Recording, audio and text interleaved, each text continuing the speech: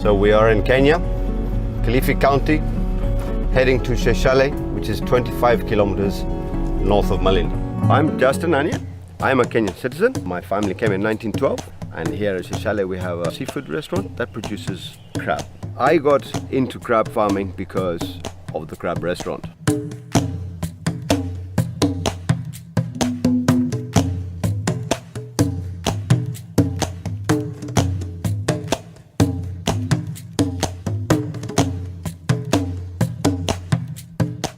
One day I bought some big crabs, brought the crabs in, cooked them up. When I cracked them open, there was no meat inside. And I realized that they were water crabs. Why is it a water crab?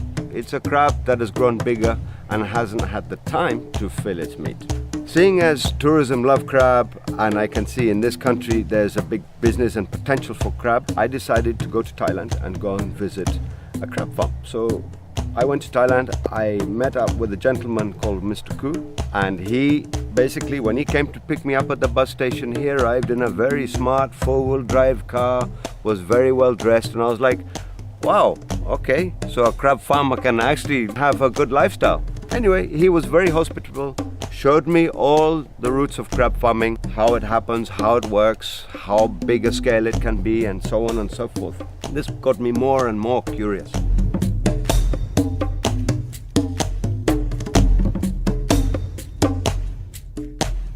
Since then, I also went and I studied in Malaysia to do a further study and understand actually the growing process of a crab. When I was in Malaysia, I realized and was told by my professor that a lot of Asian countries have crab problems. The problems is when they started crab farming, they did not have hatcheries.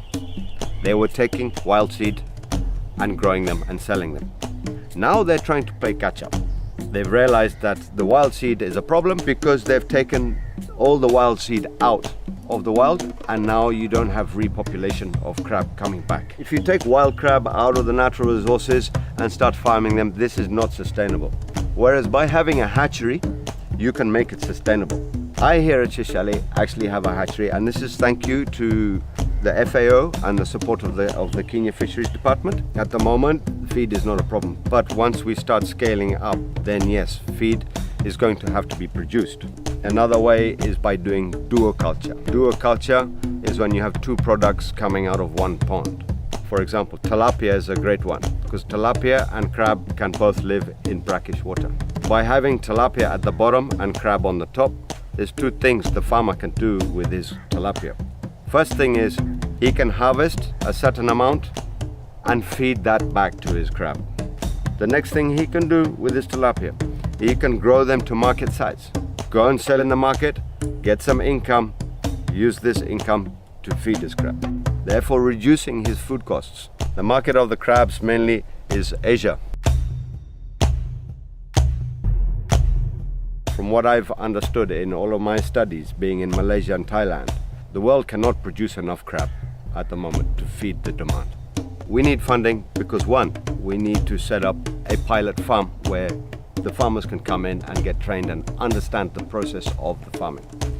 Two, to help the farmers set up their farms. So from buying crab boxes, to pipes, to pond liners, and all the necessary things that this farmer will need to carry out his business.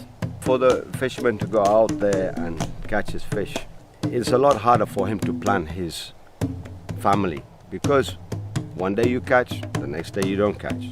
Whereas farming is more of a reliable, controlled way to make a profit at the end of the year. I've done some calculations. So my hatchery can produce 6 million crabs a year. 10% survival rate of 6 million crabs a year is 600,000. Each farm will have an average of about 6 people working on the farm. When we talk about farms, we talk about cooperative groups, we talk about community groups and homesteads. This means we can create about 120 groups. Each group of about 6 people can make around $14,000 per year. If each person has a family averaging of 5 people, we shall be able to have an impact on 3,600 people with this project. Remember, it's just a pilot project. So please come down to Sheshale, have a look at my crab farm, and let's discuss and see how we can pave the way forward for this country and the Kilifi County to go into crab farming.